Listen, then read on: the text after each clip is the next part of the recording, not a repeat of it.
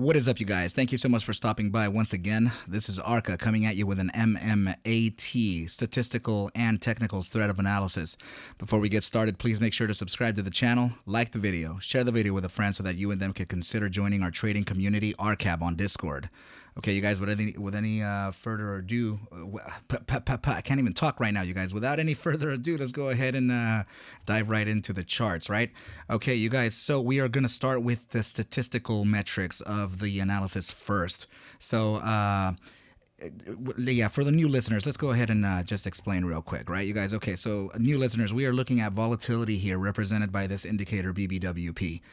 Volatility is direction neutral. In order for us to gauge a bias in direction, since it is neutral, we actually pair it with an indicator similar to an RSI like this one. This is a momentum oscillator titled Stochastic Momentum. This has actually given me 75 to 90% accuracy depending on the ticker in guessing the direction of the asset, correctly. Okay, you guys. So now the criteria of the back test here, you can see all of these notes are actually mine. I have back tested volatility versus momentum profile by hand so that we can be able to get some averages and targets for us to look at. Apologies, you guys. I drank a lot of water like always. Okay, so whenever we have moved into extreme expansion levels, which is what I consider to be above the 90 percentile, you guys, I have taken every iteration from where we have jumped to that 90 percentile and started the contraction phase of volatility. I have taken every iteration. And in the iteration, you guys, I have taken the duration of the iteration, the upside based or downside based on the iteration, and the incorrect versus correct guesses to the upside versus the downside as well. So this gave us an averaged mean right over here, you guys. So this is the first average we're going to talk about. Know that before I talk about this, you guys, I'm not a financial advisor. I can't actually suggest for you to buy or sell any asset. Please take whatever I do show or indicate within these videos as a form of entertainment. I need you guys to do your own DD and we'll be okay. All right. All right, you guys. So, out of 23 total iterations, we looked at 12 that were correctly guessed toward the upside. That gave us an average upside accuracy of 52.17% with an average upside thrust of 58.16% over the span of just over 9 days, you guys. So when that signal fired off, which was at this iteration right over here, you guys, we caught the iteration and we were able to make the 58% average. I'm sorry. So this was 58.16. So we were able to get that 58% move to the upside, you guys. It did move a little beyond it, but that's just because these are statistical metrics. They are not certainties. So we did get that move to the upside that we were looking for. But that's not the point of what I'm talking about here, you guys. I'm actually talking about the negative iterations. And the reason why I'm bringing a bearish sentiment into this is because of this. When we started contracting here, you can see, let me just make this a little bigger so you can see. So when we started contracting, you guys, in that contraction phase, we actually started correcting from a low point of the stochastics towards the upside. Now, the reason why I'm slightly bearish is because we are there at critical expansive levels one more time, but this time the difference is that we do have the stochastic momentum at an overbought percentile, similar to an RSI, you guys. And now it's pivoted towards the downside alongside the momentum volatility component and the moving average now starting to make a bearish cross and starting its contraction phase, you guys. So that now gives us these metrics to look at. So we're looking at a total of 23 iterations, of course, and in the ones that were correctly guessed to the downside, which is incorrect, would be 11. So now that gives us an average downside accuracy of 47.82% with an average downside thrust of 39.28%. Please remember this metric is very important. Over the span of about just under 15 and a half days, this is proof of work. Okay, you guys. Now the reason why this is of incredible importance is going to be in the following chart. But let's go ahead and take the metric from the moment that the signal fired off, which could be right about here at the opening of this candle. So let's go ahead and take it from here and get a 39% decline, and that's going to be 39.28. We're not going to get so close to it, but close enough, right? That's 39.30. We are looking at 84 cents, which is very much in confluence with these candles. So let's just go ahead and make that a little bigger so that you can see what I'm talking about. I'll also draw a trend line right at that line so that you can see just how used this support level would be. You can see this candle actually had an opening of right at 84 cents, you guys. You can see that we've been using this as a form of resistance, like, I mean, right at it. This is the opening of the candle. Yeah, guys, look at this right over here, you guys. This is incredible. So yeah, we're definitely using this area very much so. Look at this candle right here, closing right at that 39% decline, you guys. Now the importance behind this 39% is on this chart, you guys. If we take that 39% decline, you can see that it takes us right inside of this descending channel that we're in, you guys. Now I honestly, since we have the 200-day moving average, we're actually in the 8-hour chart, okay? So we can put some weight onto this. This is the 200-day simple moving average, you guys, which you can see can serve as a form of support alongside the 10-day simple moving average, which just so happens to land right at that 39% decline.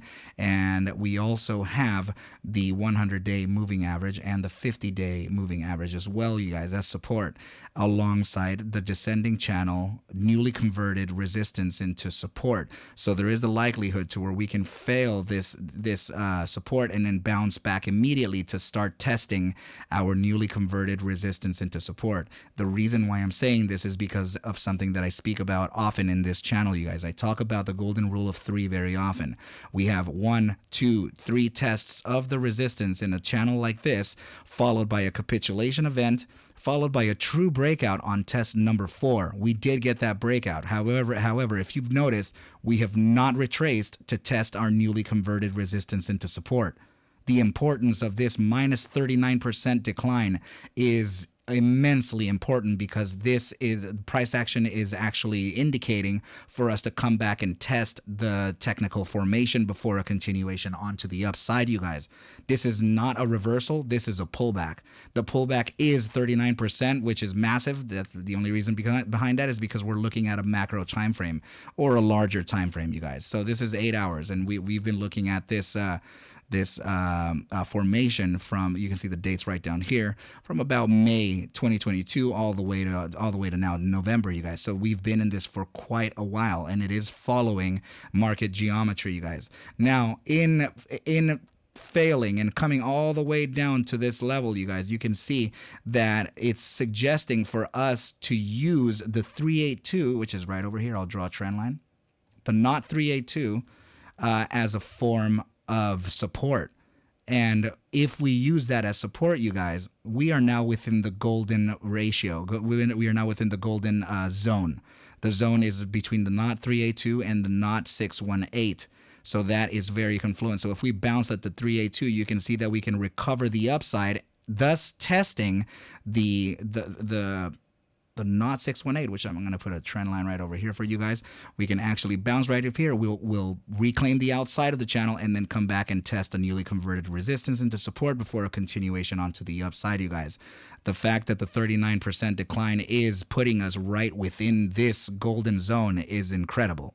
Okay, there's a lot of confluence within this statistical metric. Please know that these are statistical metrics. They are not certainties. Okay, you guys? They are definitely not certainties, but they often play out pretty well because they are on average and they're mathematically backed. So which is everything in stock, which is everything in trading, you guys. Aside from, yes, there is manipulation, yes, there is the naked shorting, naked whatever, you guys. That does exist, but it exists within the realm of mathematics, and it does exist within the realm of geometry. as well as statistics. Okay, so as long as they manipulate, they will have to manipulate to a technical target, and these are the things that we are able to see that the regular retail does not. Okay, you guys. So let's go ahead and gauge a bias in direction for the immediate short term, you guys. So before we continue, new listeners, this is the bullish control zone upper half of the RSI, and this is the bearish control zone bottom half of the RSI.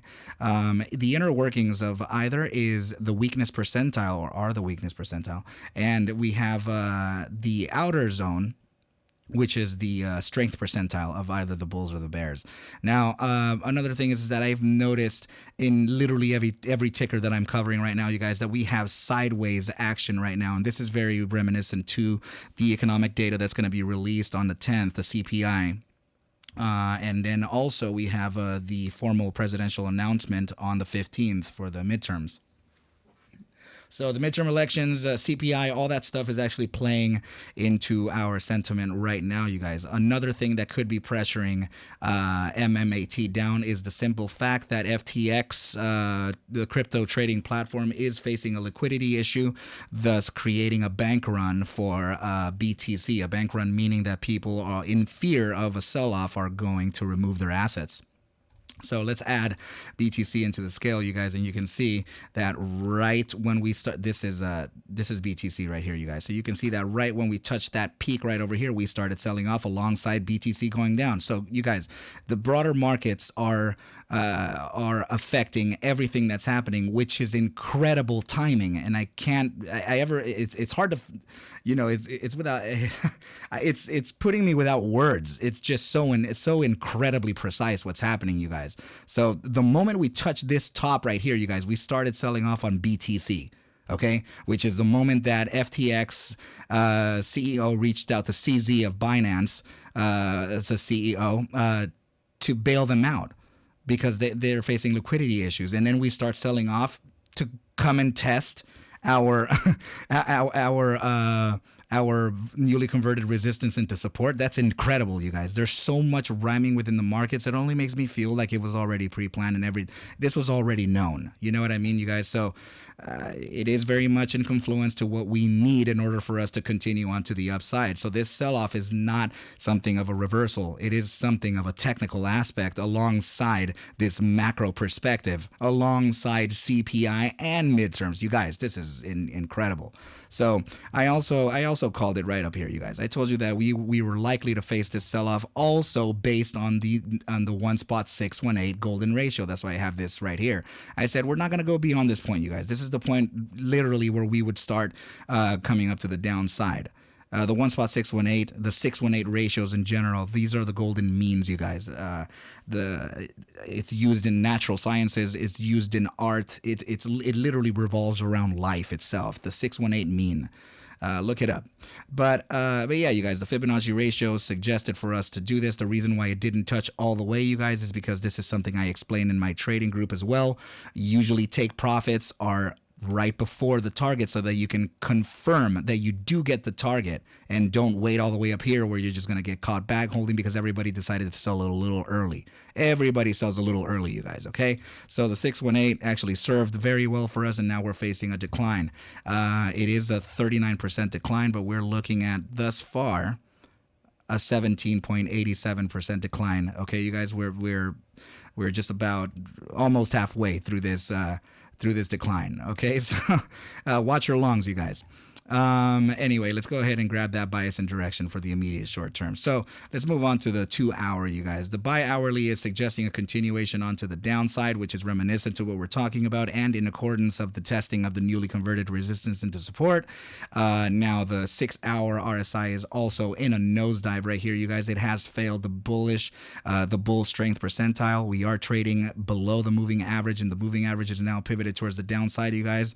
And also the daily and 12-hour are suggesting a continuation onto the downside. The daily has now made a bearish cross, and we are now below this moving average, you guys. So tomorrow is likely to be red for MMAT, you guys. Okay, this is not based on sentiment. This is not based on me being bullish or not believing in any company or nothing. Nothing to do with that, you guys. This is all statistically backed. I'm giving you metrics for a downside move coming up, and everything else is in accordance to this, including the golden ratio, our indicators. Okay, you guys, so don't bash me too hard. Just like whoever commented that, making me seem like a clown or something. So I'm not going to say anything about that. I'm not going to say anything about you either, bro. So just know that I'm not against any positions. I don't care what you hold. I don't care what you're doing with your money. But I am telling you, I am warning you of what I see in the charts. That is what I am doing. With that said, this is a good place to leave off the video, you guys. If you want to consider joining the trading community on Discord, I will leave the links in the description below.